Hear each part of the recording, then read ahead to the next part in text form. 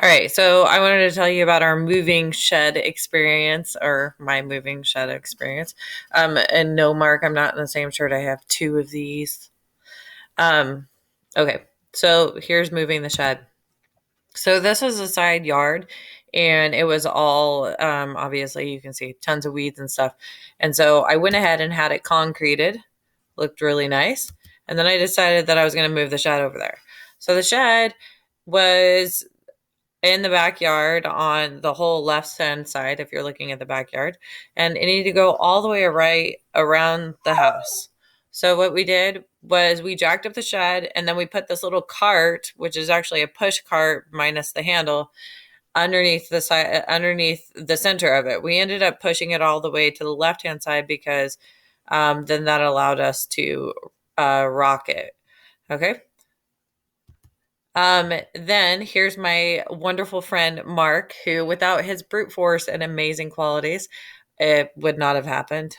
Um, so we pushed it, and then Mark and I here are talking about how we're going to get it over the pond. So we decide that we're going to put the dolly, take the handle off, and make it a cart, and we put the dolly underneath and use the dolly as a third set of wheels because I only had two carts and a dolly. So there's the dolly, and it's lopsided because the pond is there and the dolly's not going to go over the rocks. Okay, and then we just used brute force and pushed and pushed and pushed, and it ended up looking like this. Well, we got caught on the pond on the rocks, um, crazy enough, and we're sitting there and it's all stuck, which was super fun, and trying to figure out what we were going to do next. So we decided that we're going to use these 2x4x20s that I had bought from Home Depot just for this special occasion as sleds. So we put them as sleds underneath, and then we just shove with all of our might and push it all the way back. But then it gets back into the corner, and of course, this is everything that's in the shed currently, minus all the planters because I had to take the planters out of there. And don't mind all the weeds; those are going to be gone soon. But so we're getting it around the house.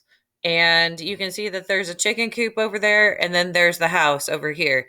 It's a very narrow, like literally, it could only fit the width. It's literally the width of the shed.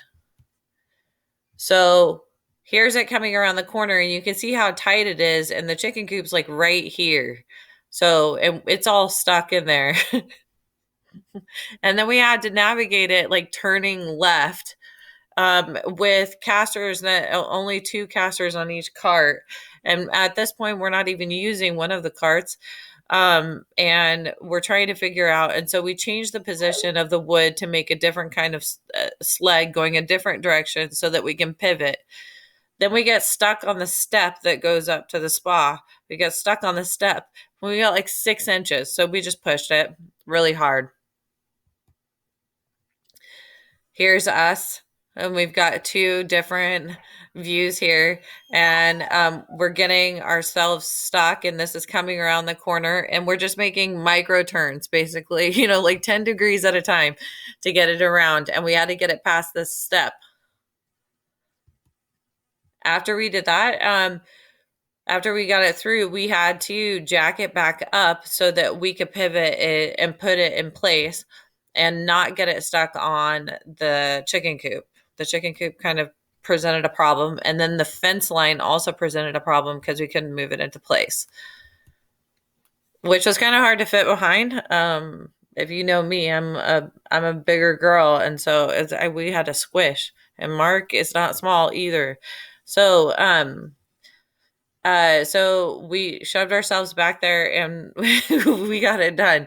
We put it back into place, and we've got the cart moving here. And so here's the cart, the poor cart. One of them lost its caster.